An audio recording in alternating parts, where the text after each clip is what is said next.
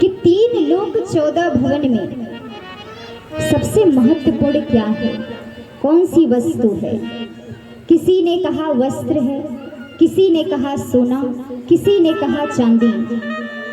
ऋषियों ने कहा ये तो बहुत ही आसान तरीके से मिल जाता है लोगों को, ये मिलना बहुत बड़ी बात नहीं है। सोना चांदी वस्त्र महल ये किसके पास नहीं है। कहा फिर आप बता दीजिए। कहा सबसे महत्वपूर्ण अगर कुछ भी वस्तु है तो वो है प्रेम। ऋषि गणों ने कहा कि सच्चा प्रेम इस संसार में कहाँ मिलेगा, विचार करिए। किसी ने कहा अगर सच्चा प्रेम कहीं है तो वो ब्रह्मा जी के पास है। ऋषियों ने कहा अरे पूरे दिन तो वो सृष्टि की रचना करने में लगे रहते हैं, ब्रह्मांडी के पास बैठने के लिए तो उनके पास समय नहीं है, तो उनके पास सच्चा प्रेम कहाँ होगा। नारद जी ने कहा कि सच्चा प्रेम अगर कहीं मिल सकता है तो भगवान नारायण के पास है। ऋषि गणों ने कहा कि उनके पास भी नहीं है। अगर कोई भक्त परेशान हो, दुखी हो, कष्ट में हो, विपत्ति में हो तो रात के 12 बजे प्रभु चले जाते हैं उद्धार करने, लक्ष्मी जी को छोड़ करके। तो सच्चा प्रेम तो उनके पास भी नहीं है। नारद जी को ये बात सुन के थोड़ी अटपटी लगी, क्योंकि दिन रात भगवान नारायण का वो नाम लेते हैं। कहा फिर आप ही बता दीजिए। ऋषियों ने कहा अगर सच्चा प्रेम कहीं है, किसी स्थान पर मिल सकता है तो वो है भगवान शंकर और माता पार्वती। नारद जी ने जैसे ही सुना, नारद जी ने कहा अगर आपको लगता है कि सच्चा प्रेम उनके पास है। ऋषि गणों ने कहा हाँ, वो कुछ समय के लिए अपने भक्तों के पास जाते हैं, लेकिन पूरा समय माता पार्वती को देते हैं कैलाश पर बैठ करके, इसलिए उनके पास सच्चा प्रेम है। नारद जी ने कहा अगर ऐसी बात है तो लड़ाई लगवा दूं तो। ऋषि गणों ने कहा आपकी मर्जी। नारद जी ने विचार कर लिया चाहे कुछ भी हो जाए, एक बार तो जा करके लड़ाई अवश्य ही लगवाऊंगा। अब नारद जी कैलाश पर पहुंच गए और मौका भी बहुत बढ़िया था, भोले बाबा नहीं थे। जैसे ही माता पार्वती ने देखा, कहा अरे पुत्र नारद, बड़े दिनों बाद तुम आए। कहा हाँ मैया, बाबा कहीं दिखाई नहीं दे रहे हैं। माता पार्वती ने कहा हाँ, उनके कोई भक्त उनको पुकार रहे थे तो चले गए, थोड़ी देर में आ जाएंगे। कहा कोई बात है क्या। नारद जी ने कहा मौका तो बहुत बढ़िया है।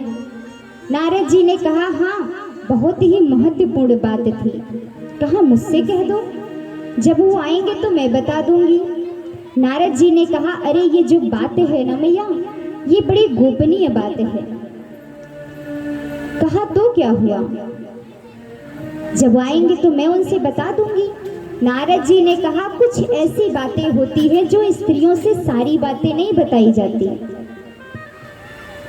माता पार्वती ने कहा ऐसा तो कोई बात ही नहीं है, मेरे पति तो मुझसे बहुत ही प्रेम करते हैं और मेरे उनके बीच में कोई बात गोपनीय नहीं होती है।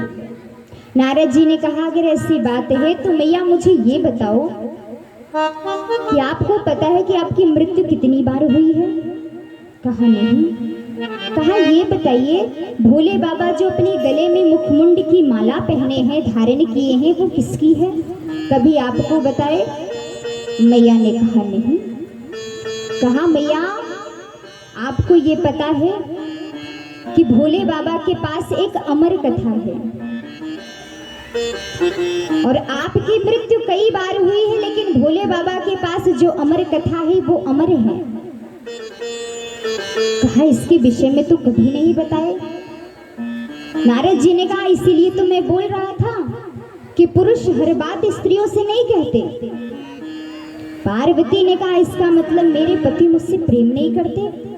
नारद जी ने कहा अब वो मैं क्या जानूं। कहा अच्छा मैया अब मैं चलता हूँ, भोले बाबा आए तो मेरा संदेश दे देना। अब मैया को बड़ा क्रोध आया। मैया गुफा में जाकर के बैठ जाती हैं और आज क्रोध में माता पार्वती हैं और गहरी गहरी सांसें लेती हैं। भोले बाबा ने उस गहरी सांसों को सुना तो गुफा के बाहर तक आवाज आ रही थी। भोले बाबा जैसे ही अंदर जाते हैं, कहा पार्वती क्या बात है? मैया पार्वती आज क्रोध में होकर के कहती हैं कि सब कुछ छोड़िए, पहले मुझे ये बताइए कि ये जो गले में मुखमुंड की माले आपने धारण किए हैं ये किसकी है? कहा अरे ये किसी और की नहीं, ये तुम्हारी है। मैं तुमसे इतना प्रेम करता था पार्वती कि जितनी बार तुम्हारी मृत्यु हुई हर बार मैंने तुम्हें अपने आप से दूर नहीं किया, इसलिए अपने गले में मैं धारण कर लेता था, तुम्हें मैं अपने पास रखता था। कहा वो तो ठीक है, पहले मुझे ये बताइए कि ये अमर कथा क्या है? भोले बाबा ने जैसे अमर कथा के विषय में सुना, कहा अरे ये किसने बता दिया? भोले बाबा समझ गए एक ही हो सकता है और वो है नारद। कहा आपने कभी मुझे अमर कथा के विषय में नहीं बताया। कहा बस इतनी सी बात के लिए आप नाराज हो? चलो आज मैं तुम्हें अमर कथा सुनाता हूँ। भोले बाबा आज कैलाश पर माता पार्वती के साथ बैठते हैं और देखिए भोले बाबा ने पहले ही कह दिया सावधान हो जाना पार्वती, ये अमर कथा कोई साधारण नहीं है। पहली ताली भोले बाबा ने बजाई तो जितने पशु पक्षी थे वो सब उड़ जाते हैं। दूसरी ताली जैसे ही बजाते हैं त्रिशूल भोले बाबा का तीनों दिशाओं में घूम कर देखता है कोई छुपा तो नहीं है। और जैसे ही तीसरी ताली बजाते हैं भोले बाबा सुगंधित फूलों की वर्षा होने लगी कैलाश पर। भोले बाबा ने कहा कि ध्यान से इस कथा को सुनना पार्वती, मैं जब कथा सुनाने लगूंगा तो मुझे हो सकता है कि समाधि में लग जाऊं और तुम्हें निद्रा भी आ सकती है, इसलिए इस कथा को सावधान होकर श्रवण करना और बीच बीच में मुझे समाधि ना लगे इसलिए तुम बीच बीच में बोलते रहना हूँ स्वामी हूँ स्वामी। अब जैसे ही अमर कथा आरंभ होती है माता पार्वती हूँ स्वामी कह रही थी, लेकिन उसी समय एक सुए का अंडा फूटता है और उसमें से एक शूक बालक निकलता है। और अब शूक बालक अर्थात तोता। तोते की आदत क्या है, कोई शब्द सुन ले तो रट लगाना आरंभ कर देता है। अब वो हूँ स्वामी पहला शब्द सुन लिया तो वो रटने लगा।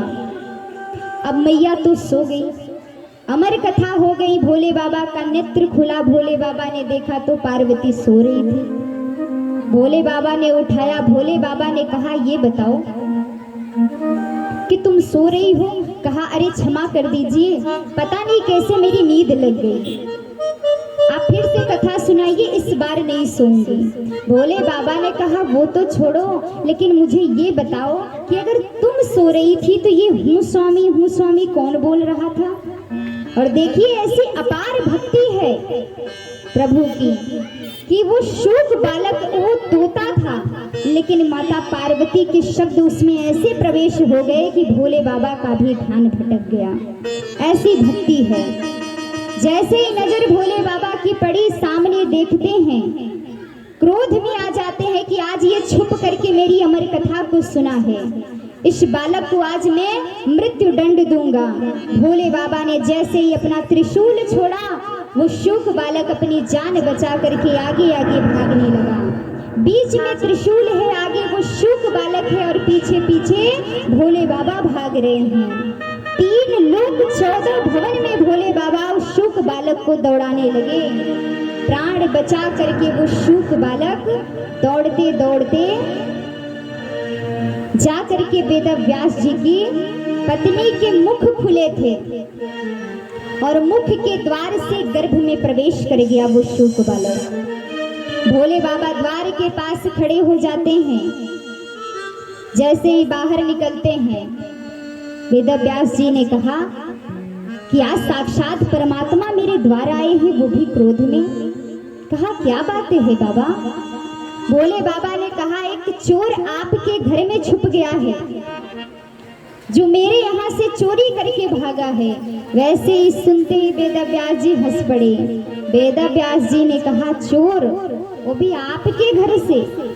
अरे आपके घर में भांग धतूरा बेलपत्र छोड़ के है क्या, जो एक चोर चोरी करने आपके यहाँ जाएगा? कहा उसे बाहर निकालो, आज मैं उसे मृत्यु दंड दूंगा, उसने मेरी अमर कथा को छुपकर सुना है। वेदव्यास जी ने कहा अमर कथा को सुना है? कहा हाँ, उसे आज मैं मृत्यु दंड दूंगा। वेदव्यास जी फिर से हंस पड़े। वेदव्यास जी ने कहा बाबा आपका नाम भोले है तो आप सच में भोले भंडारी हो। अरे जिसने अमर कथा को सुन लिया है अब तक तो वो अमर हो चुका होगा। और मान भी लो कि आप महादेव हो, देवों के देव महादेव हो। अगर आपने उसे मृत्यु दंड दे भी दिया तो आपकी ये अमर कथा मिथ्या हो जाएगी, गलत हो जाएगी। भोले बाबा ने कहा कई बार होता है ना कि हम क्रोध में अपना बोध खो देते हैं। क्रोध होता है तो सामने वाला सब कुछ भूल जाता है कि मैं क्या कह रहा हूँ, कितना भी बड़ा ज्ञानी हो, लेकिन उस समय उसकी ज्ञान, उसकी बुद्धि उसके हाथ में नहीं होती। भोले बाबा ने कहा मार नहीं सकता तो क्या हुआ, उसे बंदी तो बना सकता हूँ। वेदव्यास जी ने कहा धन्य है वो बालक जिसने अभी तक जन्म भी नहीं लिया और इस पृथ्वी पर भी नहीं आया। लोग तो कई कई जन्मों तक भगवान की प्रार्थना करते हैं, तपस्या करते हैं कि हे परमात्मा मुझे अपनी शरण में बुला लीजिए, लेकिन ये बालक कितना सौभाग्यशाली है कि आज स्वयं भगवान इसे लेने के लिए आए हैं। वेदव्यास जी ने कहा कि अब तो वो गर्भ में प्रवेश कर चुका है। कहा 1 वर्ष का, भोले बाबा ने कहा मैं प्रतिज्ञा लेता हूँ 1 वर्ष जब बीत जाएंगे तो उस बालक को मैं बंदी बना के अपने साथ लेकर जाऊंगा। अब गर्भ में वो शूक बालक बैठा है और सब कुछ सुन रहा है। उस शूक बालक ने कहा कितने बड़े कंजूस हो आप, अरे प्रतिज्ञा भी ले रहे हो तो 1 वर्ष की ले रहे हो। आप तो इतने बड़े कंजूस निकले कि 1 वर्ष की प्रतिज्ञा ले रहे हो, मैं 16 वर्ष की प्रतिज्ञा ले रहा हूँ कि 16 वर्ष के पहले मैं गर्भ से बाहर नहीं आऊंगा। अब 1 वर्ष बीत गया। भोले बाबा आकर के खड़े हो गए, लाओ वापस करो। वेदव्यास जी ने कहा अभी तो वो शून्य मात्र का भी नहीं हुआ है। अब घनघोर तपस्या वो शूक बालक करने लगा गर्भ में।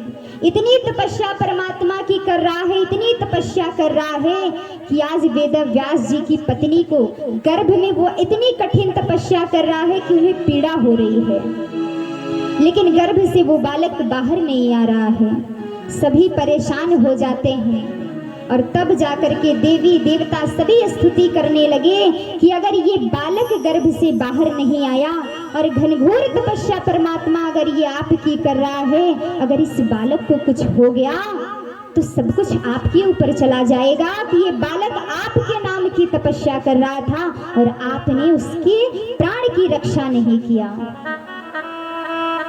भगवान नारायण साक्षात आकर के खड़े हो जाते हैं और गर्भ के बाहर से बातें करते हैं उस बालक से। कहते हैं पुत्र तुम बाहर आओ, देखो ये संसार कितना सुंदर है। गर्भ से आवाज आती है ये संसार इतना सुंदर है इसीलिए तो मैं बाहर नहीं आ रहा हूँ। कहा इस संसार में जो भी आता है वो आपको भूल जाता है, इसलिए मैं इस गर्भ में रह करके आपकी तपस्या करूंगा। भगवान ने कहा कि आपकी ऐसी कठिन तपस्या से आपकी माँ को बड़ा कष्ट हो रहा है, पीड़ा हो रही है। कहा एक ही शर्त पे मैं बाहर आऊंगा। कहा शर्त क्या है? कहते हैं कि अपनी माया को आप दूर कर लीजिए तब मैं बाहर आऊंगा। भगवान ने कहा कि माया तो दूर नहीं हो सकता। कहा फिर मैं यही ठीक हूँ। भगवान ने कहा कि मैं अपनी माया को सिर्फ क्षण मात्र के लिए, जितनी आपकी पलकें गिरती हैं और उठ भी ना पाए उतने में मैं अपनी माया को रोक लूंगा। जैसे ही माया को भगवान ने रोका, वैसे ही गर्भ से साक्षात सुखदेव जी का प्राकट्य होता है। बोलिए सुखदेव जी महाराज की। और जैसे ही गर्भ से बाहर आते हैं, वैसे ही जंगल की ओर चले जाते हैं तपस्या करने के लिए। अर्थात ऐसी कठिन तपस्या हमारे और आपके अंदर भी होनी चाहिए। कहते हैं संसार की सब कुछ त्याग दीजिए, सब कुछ छोड़ दीजिए और किसके हो जाइए। कहा जाता है जय